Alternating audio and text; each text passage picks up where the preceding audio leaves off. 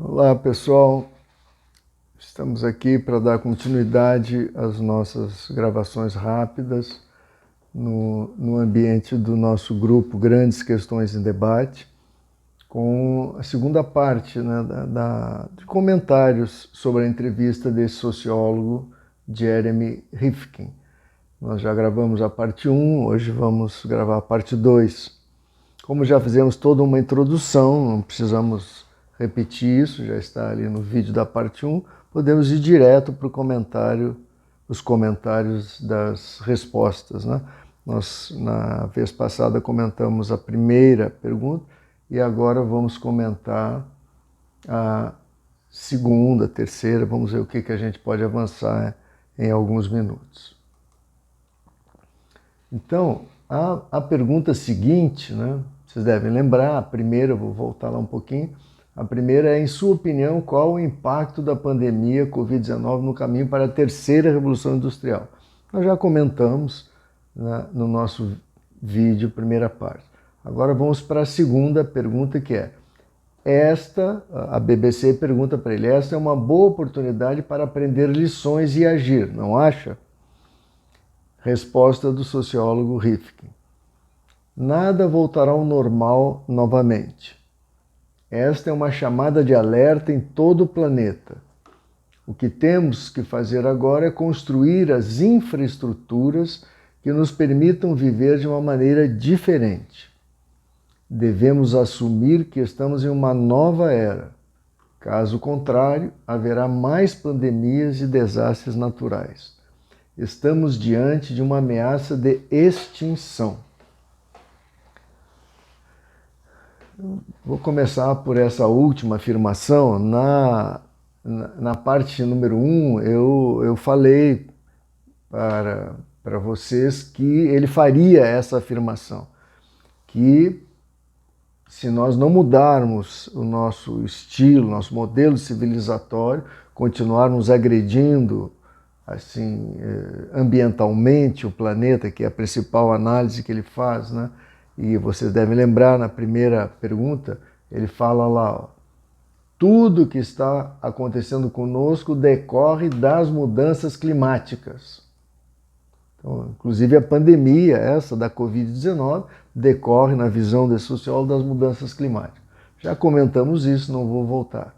Mas aqui ele diz que, caso contrário, se nós não mudarmos o nosso padrão, nosso modelo de vida como planeta, né, como um todo, estaremos no caminho de mais pandemias e desastres naturais. Então eu entendo que nesse caso, né, se houver mais pandemias e desastres naturais cada vez mais graves, então estaríamos diante de uma ameaça de extinção. Mesmo assim, me parece um exagero, né, desse sociólogo achar que nós estamos assim, correndo o risco de uma ameaça de extinção. Mas é claro, eu concordo com ele plenamente, que poderão vir no futuro, não se sabe quando, pandemias ainda mais letais e mais contagiosas do que essa que nós estamos vivendo, que já é bastante grave, mas poderão vir, né, pandemias mais graves e desastres naturais cada vez mais graves. Eu até afirmo, né, com todas as letras, que nós estamos, já nos meus livros e tal, eu costumo dizer que nós estamos como um Titanic, né? Nós estamos no rumo certo para catástrofes imensas, né? Agora, então, até aí estou de acordo com ele, nós estamos no rumo de catástrofes imensas. Não chego ao ponto de que estamos diante de uma ameaça de extinção, mas isso é um detalhe que me parece pouco significante. Agora, outras partes da análise dele e das propostas dele me parecem que merecem ser criticadas mais seriamente. Então, quando ele diz, nada voltará ao normal novamente.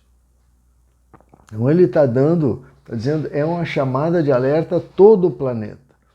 E a partir de agora, nós temos que construir as infraestruturas que permitam viver de uma maneira diferente.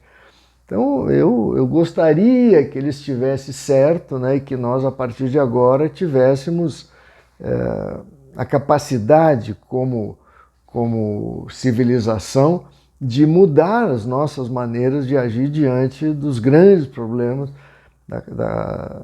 dos desequilíbrios de vários tipos que nós estamos promovendo no planeta, né? Só que eu acho que nesse momento isso é uma coisa absolutamente inviável.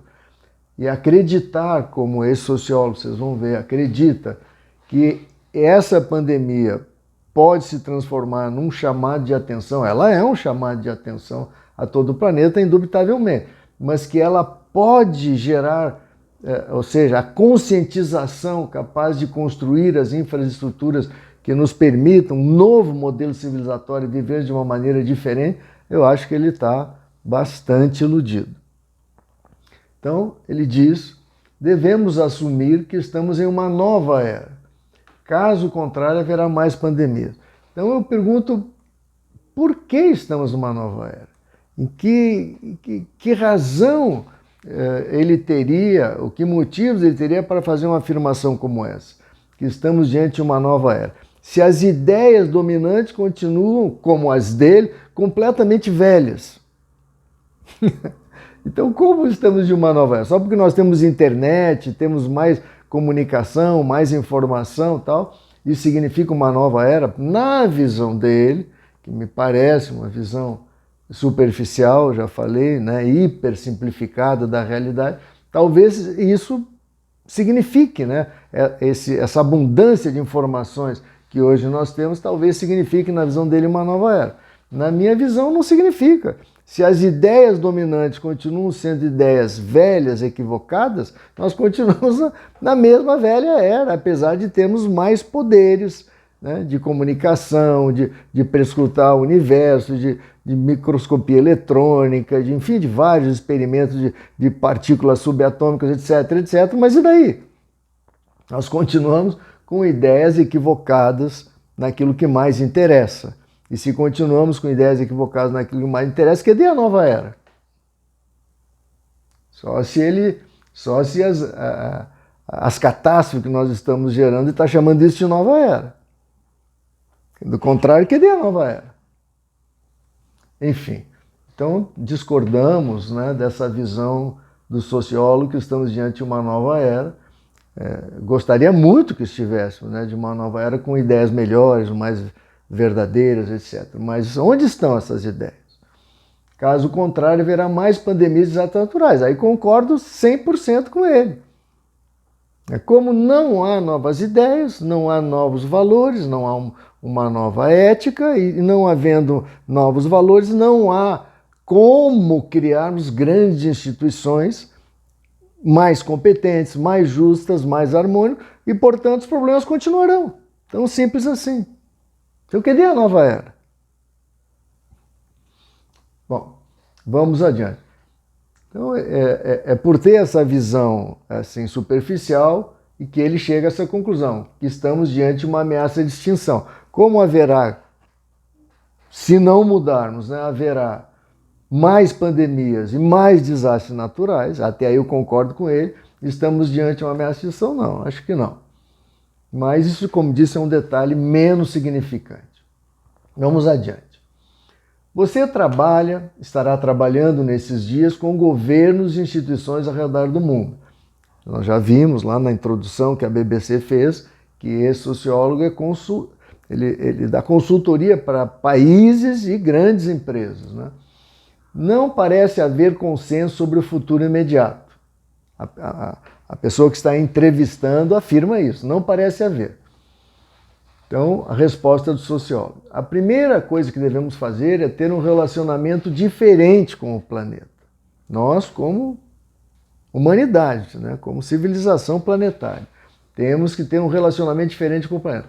Cada comunidade deve assumir a responsabilidade de como estabelecer esse relacionamento em sua esfera mais próxima. Aí me parece uma ideia, de novo, completamente equivocada. Você atribuir a responsabilidade dessa enorme mudança para as comunidades É um delírio, simplesmente é um delírio, é uma coisa completamente equivocada. Porque se as ideias continuam as mesmas, como que as comunidades, as cidades, os municípios, ou seja lá o que eles estiverem chamando de comunidade, como que elas poderão criar novos modelos? E por que as comunidades? Por que não os países, as grandes sociedades, onde as constituições, as grandes leis, os grandes modelos se cristalizam, se estabelecem? Como que uma comunidade, seja lá o que for que ele está chamando, imagino, seja um município ou coisa parecida, como que ela vai estabelecer um novo relacionamento? Não sei. Sim, temos que começar a revolução em direção ao Green New Deal. Green, vocês sabem, em inglês quer dizer verde, né? Um novo modelo, uma nova proposta verde, né? Aí está essa expressão Green New Deal, ele dá uma explicação aqui, proposta que estimula os Estados Unidos a alcançarem um nível zero de emissões de gases de efeito estufa, gás carbônico, etc., né? Além de outras metas, né? Então temos que começar a revolução em direção a esse novo modelo verde, né, global, um modelo de emissões zero, né, digital. Acho que a tradução aqui não está muito boa, né, mas que o balanço tenha uma pegada neutra em termos de emissões de gases estufa, né.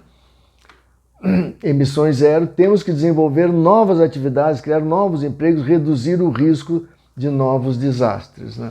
Então ele acredita muito numa ação local, né?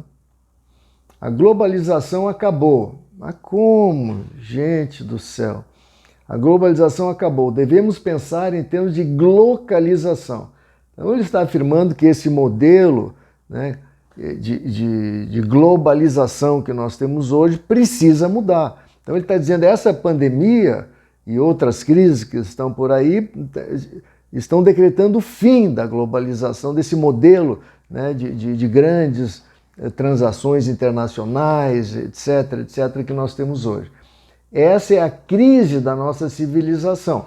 E aí concordo também com ele, né? O que eu não estou concordando é com a análise das origens dessa crise, e muito menos com as propostas de solução dessa crise, né?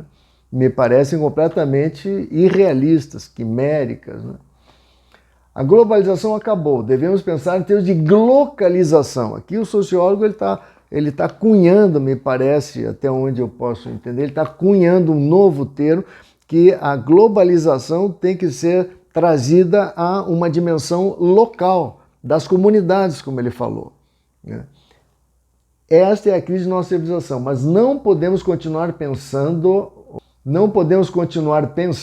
tá aqui, na globalização como hoje, pois são necessárias soluções locais para desenvolver infraestruturas de energia, comunicação, transporte, logística, ou seja, trazendo para o nível local, seria possível mudarmos a nossa matriz energética, os transportes internacionais com menos poluição e assim por diante, né? Então, ele coloca muito a responsabilidade e a possibilidade disso. Cada comunidade deve assumir a responsabilidade de estabelecer esse relacionamento em sua esfera mais próxima. Isso me parece um verdadeiro delírio, entendeu?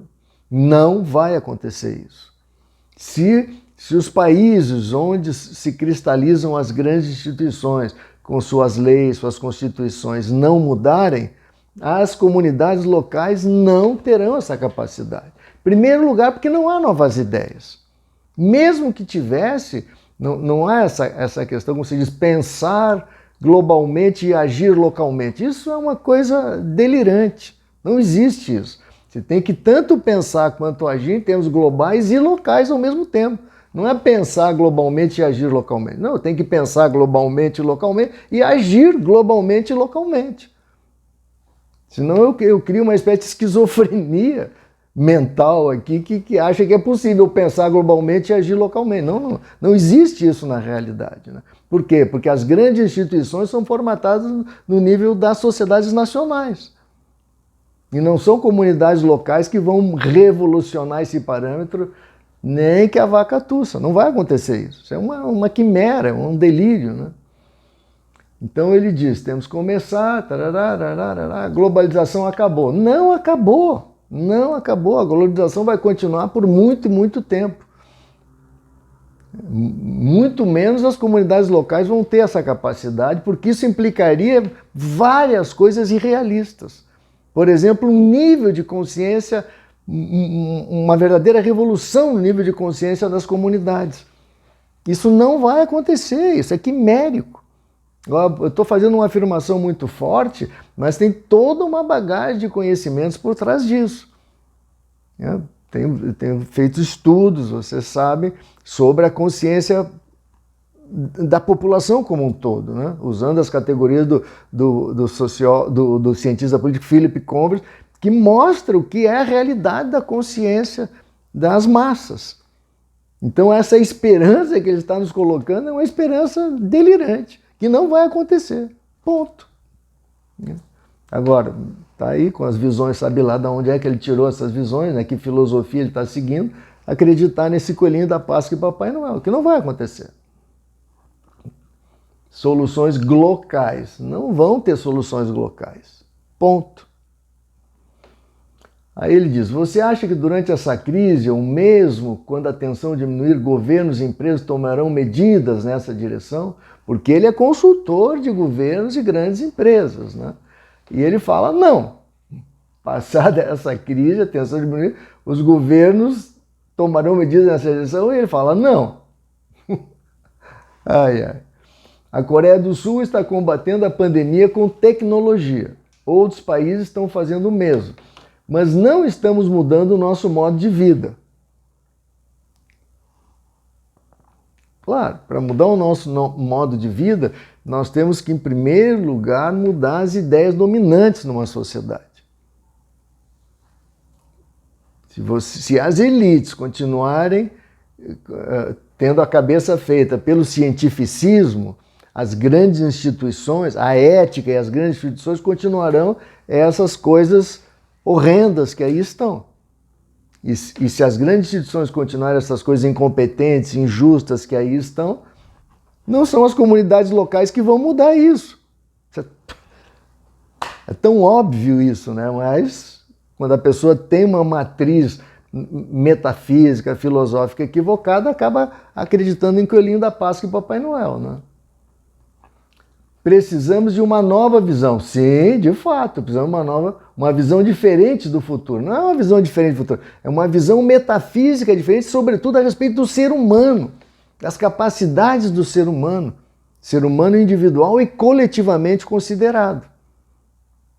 Se eu tiver uma visão mais realista, mais verdadeira do ser humano, eu tenho como fazer um bom diagnóstico da situação. Se eu pudesse fazer uma comparação grosseira, se eu tiver com uma doença grave no meu organismo e eu achar que eu estou com um problema assim que pode ser curado simplesmente com analgésicos ou coisas desse tipo, relaxantes, musculares e tal, eu simplesmente vou estar empurrando com a barriga aquele problema grave que vai se tornar cada vez mais grave. Então, o que eu estou querendo sugerir com essa comparação grosseira? Que se eu não tiver um bom diagnóstico a respeito da miséria das elites, da miséria das ideias que dominam as elites hoje, né, não tem solução. Porque essas ideias dominantes, elas formatam os valores dominantes. O que é certo, o que é errado, o que é politicamente correto, etc. E esses valores formatam as grandes instituições. Isso é como um dominó. Não tem como evitar isso e acreditar que lá as comunidades locais, que têm um grau de consciência muito menor que as grandes instituições, e aqueles que formatam as grandes instituições, sem falar em poder, etc., que elas vão fazer a revolução. Isso é delírio, é loucura, não vai acontecer isso. Coisa vem de cima para baixo. E nós temos que acordar para isso, para a responsabilidade das elites e o poder extraordinário de formatação dos valores e das grandes instituições que as elites têm a partir da sua metafísica, daquilo que elas entendem que é o universo, que é o ser humano e assim por diante. Principalmente ser humano, porque uma sociedade é um conjunto, uma coletânea de seres humanos. Se eu tenho uma visão materialista do ser humano, acabou, pode enterrar. A vaca vai para o brejo, grandes catástrofes acontecerão. É difícil entender isso, mas é um fato. O fato de ser difícil entender não muda nada as coisas, entendeu? Se a metafísica dominante no campo das elites for uma metafísica equivocada, materialista, acabou, a vaca vai para o brejo, a humanidade vai para imensas catástrofes. Tá, não, mas pode vir, não tem ET, não tem nada, a vaca vai para o brejo. Enfim, isso pode não ser muito fácil de entender, mas é um fato e nós estamos aqui para discutir e tentar explicar de todas as maneiras possíveis esse fato. Então precisamos de uma nova visão, mas não é uma visão diferente de futuro. E os líderes dos principais países não têm essa visão. Se os líderes dos principais países não têm essa visão, muito menos as comunidades locais vão ter, meu amigo. São as novas gerações que podem realmente agir. Aí, de novo, como eu já falei na parte 1, na gravação anterior, ele coloca todas as experiências nisso que ele chama de geração millennial. Não é ele que chama. Toda essa juventude que está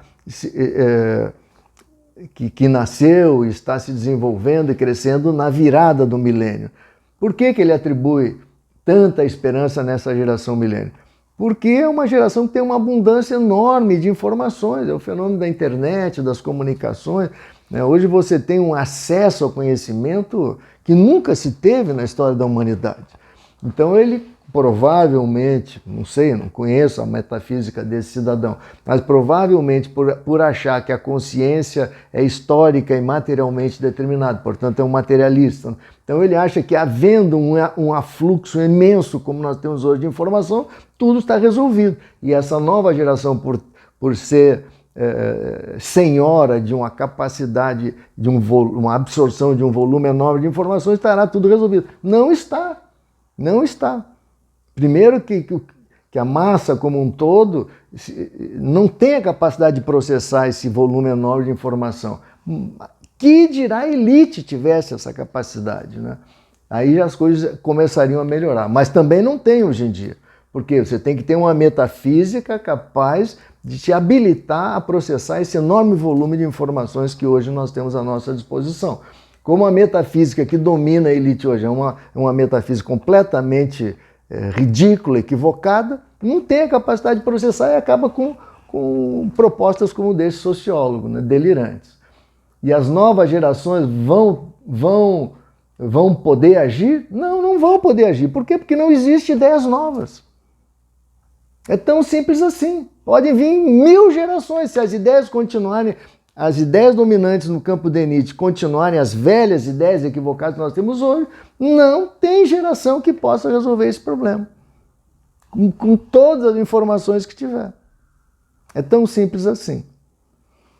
É um pouco dura essa afirmação, mas nós estamos aqui para discutir e tentar mostrar a verdade dessas afirmações.